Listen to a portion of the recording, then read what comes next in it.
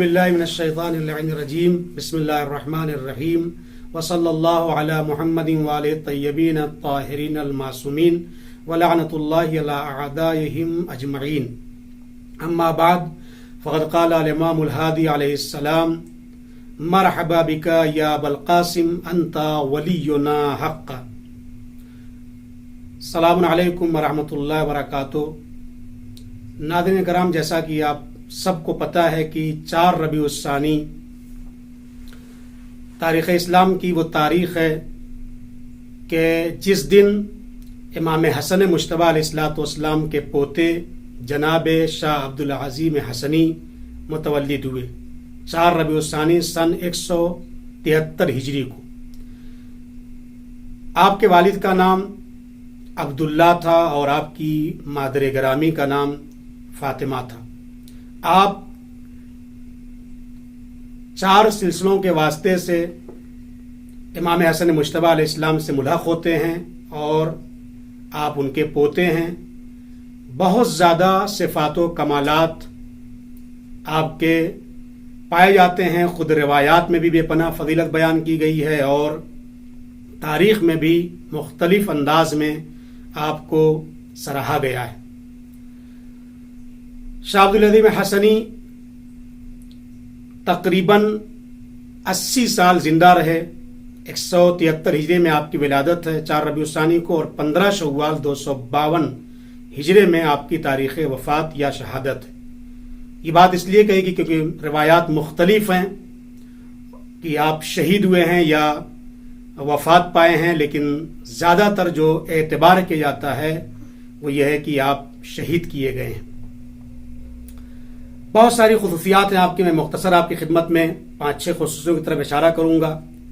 सबसे पहली खुसूसियत ये थी कि आप अपने दौर के जालिम और जाबिर बादशाह के मुकाबले में और हुकूमतों के खिलाफ मुकाबले में खड़े हुए और आपने ज़बरदस्त तरीके से शियों की रहनुमाई की और क़ियादत फरमाई, और ये आपको मीरास में मिला था। और इसी से आपका किरदार दुनिया के सामने वाज़ेह और रोशन होता है कि बनी अब्बास की हुकूमतें और उसके आमिलीन और उसके अफराद आपके दर पे रहे और आपको तलाश करते रहे कि किसी न किसी सूरत में आपको गिरफ्तार किया जाए। और आप देखें कि खुद आपके वालिद बुजुर्गवार भी जिंदान में रहे और आपके दादा को भी जिंदान में रखा गया, क्योंकि आप जिस दौर में जिंदगी गुजार रहे हैं वो बहुत सख्त दौर है शियों के लिए, और मुकम्मल तरीके से अइम्मा मासूमीन का राबिता शियों से मुनक़ता करने की सही ला हासिल बनी अब्बास की हुकूमत की तरफ से की जाती है। अगरच परवरदिगार आलम ने मुख्तलिफ अफराज से ये काम लिया और हिदायत का सिलसिला इमाम अलैहिस्सलाम की तरफ से मुख्तलिफ वकालत की शक्ल में पूरी दुनिया में फैला और इस जिम्मेदारी को निभाया है। तो पहली खुसूसियत आपकी ये थी कि आप अपने दौर के जालिम और जाबिर के मुकाबले में डटे रहे और खड़े रहे, और जो हमारे लिए भी ये दर्स है, हम हर दौर में जालिम के खिलाफ रहें। कूनु लिज़्ज़ालिमी खस्मा वलिल मज़लूम औना, ये हमारा एक शियार होना चाहिए और ज़िंदगी के हर मरहले में हमें इसको अपनाना चाहिए। दूसरी खुसूसियत आपकी थी कि आप साहिब करामत और इज़्ज़त नफ्स और मोमिनीन की और शियों की खिदमत में मशगूल थे। बेपनाह खिदमात हैं आपकी, और इसी खिदमत खल्क के उन्वान से आपको सैयदुल करीम कहा जाता था। ये एक बहुत बड़ा पहलू है तारीख में, क्योंकि ये अजीम दर्स है अहले बैत की ज़िंदगी में, अहले बैत की सीरत में, कि हम बंदगी परवरदिगार करें और खिदमत खल्क करें। ये 2 बड़ी इबादत, इसको बड़ी इबादतों में शुमार किया गया है कि हम अल्लाह की इबादत करें। इस तरीके से सख्त और बहुत ज्यादा गुनाह और बड़ा जिस चीज को माना गया है वो यही है कि अश्शिर्क बिल्लाह व ज़रर बिइबादिल्लाह, कि हम अल्लाह को शरीक करार दें, शिर्क अख्तियार करें और बंदगाने खुदा पर जुल्म करें। लिहाजा आपके यहाँ जुल्म के खिलाफ सदा एहतिजाज बुलंद करते थे और हमेशा मजलूमों के हामी थे और महरूमीन की मदद करते थे, खिदमत खल करते थे। लिहाजा उस जमाने में सैयदुल करीम और आज तक आपको इस लक़ब से याद किया जाता है। तीसरी खुसूसियत आपकी ये थी कि आप अपने ज़माने के आबिद व जाहिद थे। تاریخ میں موجود ہے کہ قائم اللیل صائم النہار کے لقب سے آپ کو یاد کیا جاتا تھا. آپ پوری رات عبادت خدا میں مشغول رہتے تھے اور دنوں دن روزہ رکھا کرتے تھے. لہذا عشق اہل بیت اور بندگی پروردگار میں آپ لبریز رہے اور آپ کا ہر حکم اہل بیت کے حکم کے مطابق تھا. اس کے بعد کی خصوصیت، آپ اپنے زمانے کے محدث اور راوی تھے، بے پناہ حدیثیں، کیونکہ آپ نے 5 امام کا دور در کیا ہے. امام موسی کاظم علیہ السلام کے دور میں آپ پیدا ہوئے ہیں، اور اس کے بعد امام رضا علیہ السلام کا دور آپ نے دیکھا اور ان سے کسب فیض کیا. اور ایک پورا لیٹر ہے اور پورا خط ہے جو شیعوں کے نام ہے، جس میں بہت اچھے پیغام دیے ہیں امام رضا علیہ السلام نے شاہ عبدالعظیم حسنی کے ذریعے، جس کی ضرورت آج کے دور میں بھی ہے. ہمیں چاہیے کہ ہم اس پیغام کا بھی مطالعہ کریں اور جس کو اپنی زندگی میں نمونہ عمل قرار دیں. یہ خصوصیت بہت بڑی خصوصیت تھی کہ آپ نے اس نامے کو لیا اور شیعوں تک وہ نامہ پہنچایا اور پیغام امام رضا علیہ السلام کو پوری دنیا میں آپ نشر کا سبب قرار پائے. تو آپ محدث بھی تھے اور راوی بھی تھے. امام رضا علیہ السلام سے بھی حدیثیں نقل کی ہیں، خود 9ویں امام علیہ السلام سے، امام تقی اسلام سے استفادہ کیا ہے، اور 10ویں امام امام ہادی علیہ السلام سے تو بے پناہ کسب فیض کیا ہے. اور جو میں نے حدیث کا ٹکڑا آپ کے خدمت میں پڑھا تھا وہ انہی امام کا ہے، جو آپ کی شان و عظمت کے بارے میں امام نے فرمایا کہ جب آپ ان کی خدمت میں پہنچے تو آپ نے فرمایا مرحبا بکا یا ابو القاسم، کیونکہ آپ کا لقب ابو القاسم تھا شاہ عبدالعظیم حسنی کا، ابو الفت بھی آپ کا لقب تھا. کہا مرحبا بکا یا ابو القاسم انت ولینا حقا، حقیقی معنوں میں آپ ہمارے دوست ہیں اور واقعی آپ ہمارے چاہنے والوں میں سے ہیں. یہ سند امام نے خود شاہ عبدالعظیم حسنی کو دی، جس سے آپ کے عظمت کردار پر بہترین دلیل کہہ سکتے ہیں. اس کے علاوہ 11 امام محمد نصری علیہ السلام کا بھی دور دیکھا آپ نے، لیکن جو روایتیں نقل کی ہیں وہ 7ویں امام اور 11 امام علیہ السلام سے ہم تک نہیں پہنچی ہیں.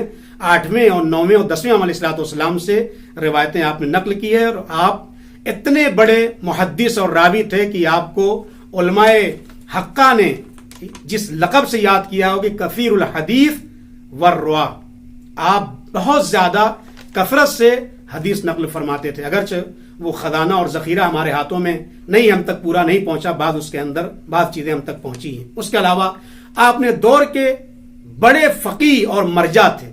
خود امام نے ارجا دیا ہے کہ ایک شخص ہے جب زیارت کرنے کے لیے جاتا ہے امام علیہ السلام کی شہر رے سے اور وہ پہنچتا ہے سامرہ امام علیہ السلام کی خدمت میں، اس کو لکھا ہے صاحب بن عباد نے کہ جب وہ پہنچا اور پہنچنے کے بعد امام علیہ السلام کو سلام کیا اور امام علیہ السلام نے اس سے احوال پرسی کی اور پوچھا کہاں سے آ رہے ہو، تو پورا واقعہ سنایا اور کہا کہ میں امام حسین علیہ السلام کی زیارت کر کے آپ تک پہنچا ہوں. تو امام علیہ السلام نے پوچھا کیوں آئے ہو؟ کہا مجھے کچھ آپ سے سوالات پوچھنے تھے حلال و حرام کے بارے میں، حلال و حرام کے بارے میں. آپ نے جواب بھی دیے امام علیہ السلام نے. اس کے بعد یہ فقرہ فرمایا لو زرتا قبر عبد العظیم عندکم کنتا کمن دار الحسین ابن علی، اگر تم وہیں پر شہر رے میں رہ کے امام حسین یعنی شاہ عبدالعظیم حسنی کی زیارت کرتے تو گویا تم کو امام حسین علیہ السلام کی زیارت کا ثواب دیا جاتا.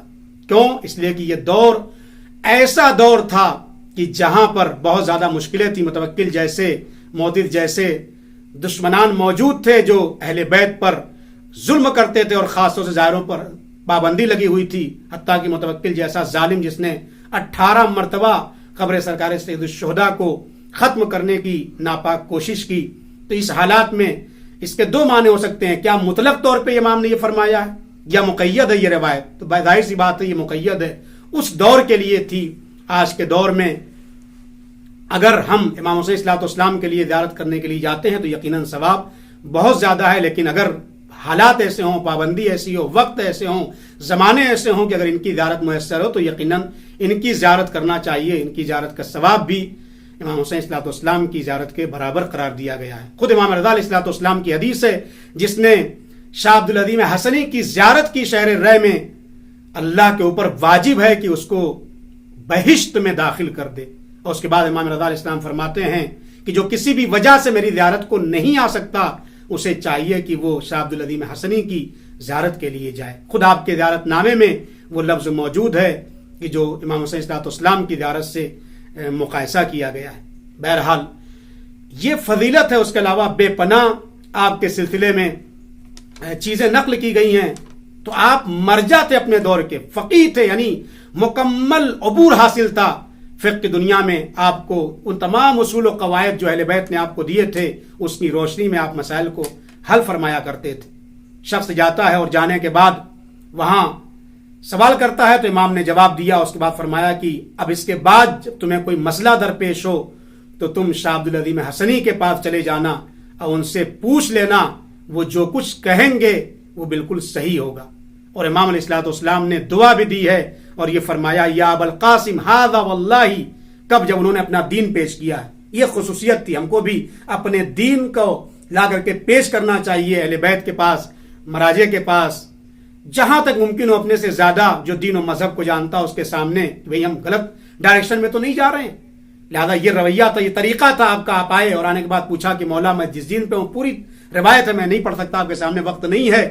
تو جب آپ نے سنا دیا توحید کے بارے میں، قیامت کے بارے میں اپنا عقیدہ بتا دیا تو امام نے یہ فقرہ فرمایا، کہا یا ابا القاسم ھذا واللہ دین اللہ الذی ارتضاہ لعبادہ فاثبت علیہ ثبتک اللہ بالقول الثابت فی الدنیا والآخرہ. اور اس کے بعد دعا دی امام علیہ الصلوۃ والسلام نے.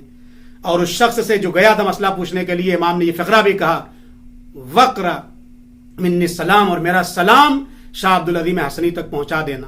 دیکھیے دین کی تائید امام علیہ الصلوۃ والسلام نے کی. اپنا واقعی دوست بتایا امام علیہ الصلوۃ والسلام نے. تو نہ آپ صرف راوی اور حدیث سے بلکہ اپنے زمانے کے زبردست عالم اور فقیہ میں آپ کا شمار ہوتا ہے. شیخ المحدثین جناب شیخ صدوق نے محمد بن یحییٰ الطار سے یہ روایت نقل کی ہے کہ امام ہادی علیہ الصلوۃ والسلام کے پاس جو شخص گیا تھا زیارت کرنے کے لیے، اسی شخص سے امام نے فرمایا تھا کہ اب تم رے میں شاہ عبدالعظیم حسنی کی زیارت کیا کرو. آخری بات، آپ مؤلف بھی ہیں اپنے دور کے، نہ صرف یہ کہ محدث سے آپ نے کتابیں لکھی ہیں، اگرچہ وہ کتابیں آج ہمارے ہاتھوں میں نہیں ہے لیکن تاریخ میں ان کتابوں کا نام موجود ہے. سب سے پہلے یہ بات کہی جاتی ہے کہ آپ نے مولائے کائنات کے خطبات کو جمع کیا. اس کے بعد سید رضی نے اسی کتاب کو اس دور میں منبع اور مرجع قرار دیا اپنی اس نہج البلاغہ کو لکھنے کے لیے، تعریف کرنے کے لیے کہ جو آپ نے مرتب فرمائی تھی. اگرچہ وہ اصل کتاب شاہ عبدالعظیم حسنی کی جو خطبات امیر کی شکل میں آپ نے جمعوری کی تھی ہمارے تک نہیں پہنچی. اس کے علاوہ دوسری کتاب جس کو معتبر علماء نے لکھا ہوا ہے، اور وہ کتاب یہ ہے جس کا نام ہے یوم و لیلہ.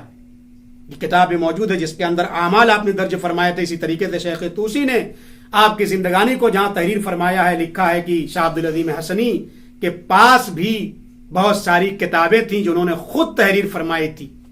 اور اس کا ذکر جناب شیخ طوسی نے بھی کیا ہے، اور جناب نجاشی نے بھی اپنے علم رجال کی جو کتاب آپ نے تحریر فرمائی اس کے اندر بھی آپ کی جہاں زندگی نامے کو پیش کیا ہے وہاں پر آپ نے بتایا ہے کہ آپ مصنف بھی تھے. اس کے علاوہ آخری دور میں جب آپ دنیا سے گزرنے لگے تو جب آپ شہر رے میں تھے، معلوم نہیں کتنی مدت تک تھے، لیکن وہاں پر بھی ایک مرجع کی حیثیت سے تو لوگ مراجعہ کرتے تھے. اور ہر شام جمعہ اور شب جمعہ آپ کا یہ دستور ہوتا تھا کہ آپ ایک قبر پر جا کر کے فاتحہ پڑھتے تھے. لوگوں نے پوچھا یہ کس کی قبر ہے؟ تو اسی رے میں یہ قبر موجود ہے، آپ کے حرم کے اور زری کے قریب میں ہے، جو جناب حمزہ کی قبر ہے، جو امام موسی کاظم علیہ الصلوۃ والسلام کے بیٹے امام رضا علیہ الصلوۃ والسلام کے بھائی ہیں. یہ بھی بتایا کہ علماء مراجع مرحومین کی قبروں پر جا کر کے سورہ فاتحہ پڑھنا، ان کو خراج عقیدت پیش کرنا، یہ بھی اہل بیت کی سنت ہے. لہذا اس کو بھی ہمیں اپنانا چاہیے. آخر میں دعا کرتا ہوں کہ پروردگار عالم جو خصوصیات جناب شاہ عبدالعظیم حسنی کے اندر پائی جاتی تھی، پروردگار عالم آپ کے صدقے اور طفیل میں وہ تمام خصوصیات، حق گوئی کا جذبہ، ظلم کے خلاف کھڑے ہو جانا، عابد شب زندہ دار رہنا، یہ سب وہ ساری خصوصیات ہیں جو یقیناً ائمہ معصومین سے ہمیں قریب کرتی ہیں، اللہ سے قریب کرتی ہیں. وہ ساری خصوصیات پروردگار عالم ہم سب کے اندر بھی قرار فرمائے تاکہ ہم بھی اہل بیت کے سامنے سرخرو ہو سکیں. وآخر دعوانا الحمد للہ رب العالمین.